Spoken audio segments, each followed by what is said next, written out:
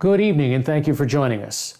John Lewis, one of the leaders of the civil rights movement and a member of Congress for more than 33 years, died yesterday of pancreatic cancer. He was 80 years old. Lewis was diagnosed with stage 4 cancer last December, but continued to work, to vote in the House of Representatives, and to speak out as the Black Lives Matter movement protests began this spring. In early June, Lewis visited the newly named Black Lives Matter Plaza in Washington, D.C. People in D.C. and around the nation are sending a mighty, powerful, and strong message to the rest of the world that we would get them. In March, he traveled to the Edmund Pettus Bridge in Selma, Alabama, to attend the 55th anniversary of the voting rights protests and marched there that became known as Bloody Sunday. In 1965, Lewis was severely injured on the bridge, along with many others, when state police attacked the peaceful demonstrators. He was beaten and arrested dozens of times at sit-ins, marches, and other nonviolent demonstrations demanding equal rights.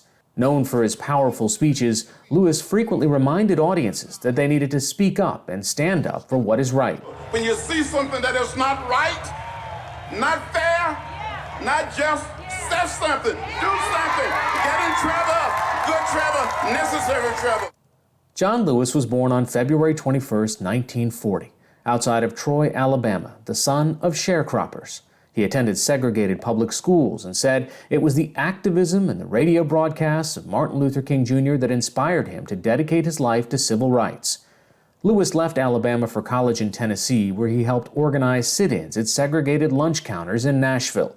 In 1961, he was one of the original Freedom Riders who challenged segregation at interstate bus terminals across the South. Lewis helped found the Student Nonviolent Coordinating Committee and became a key ally of Martin Luther King Jr.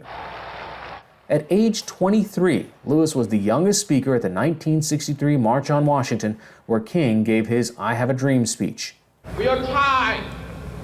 We are tired of being beaten by policemen. We're tired of seeing our people locked up in jail over and over again. And then you holler, be patient. How long can we be patient? We want our freedom, and we want it now. In an interview with NewsHour's Gwen Ifill in 2013, Lewis reflected on his words that day. When you gave your speech that day, you were considered to be a radical. Everybody remembers the I Have a Dream speech as being this uplifting speech about togetherness and brotherhood, but yours was a little tougher. I felt that we had to be tough.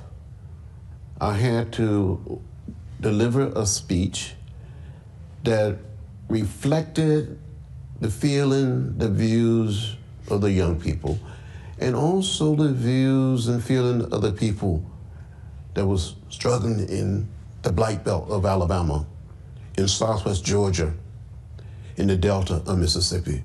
Lewis was elected to the House of Representatives from the district that includes much of Atlanta in 1986, becoming only the second African American to represent Georgia in Congress since Reconstruction. Lewis continued to stand up and cause the good trouble he advocated throughout his life. We're calling on the leadership of the House to bring common sense gun control legislation to the House floor. He led a sit-in on the floor of the House in 2016, demanding gun control legislation after the Pulse nightclub mass killing in Orlando, Florida. He chose not to attend the inaugurations of President George W. Bush and Donald Trump. In 2011, President Barack Obama awarded Lewis the nation's highest civilian honor, the Presidential Medal of Freedom. Today, Mr. Obama paid tribute to Lewis, writing, "He loved this country so much that he risked his life and his blood so that it might live up to its promise. And through the decades, he not only gave all of himself to the cause of freedom and justice, but inspired generations that followed to try to live up to his example."